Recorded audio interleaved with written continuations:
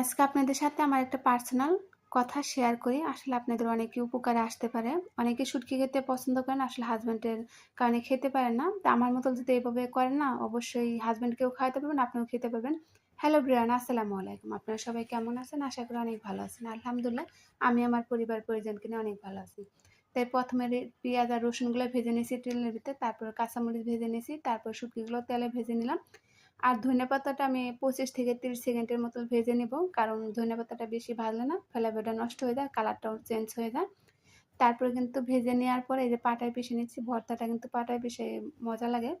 এইভাবে যদি ভর্তাটা করেন হাসব্যান্ড কখনো বুঝতেই পারবে না ধনেপাতা ভর্তা না শুটকি ভর্তা। আমি তো আমার হাসব্যান্ডকে এইভাবেই লুকোচুরি করে ভর্তা বানায় মানে খাওয়ায় থাকি। সে বুঝতেই পারে না। সে মনে করে যে ধনেপাতা ভর্তা।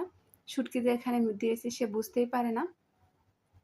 তা আপনাদের যদি আমার এই কথাটা ভালো লেগে থাকে অবশ্যই একবার হলেও বাসায় ট্রাই করে দেখতে পারেন, হাসব্যান্ডকে খাওয়াতে পারেন।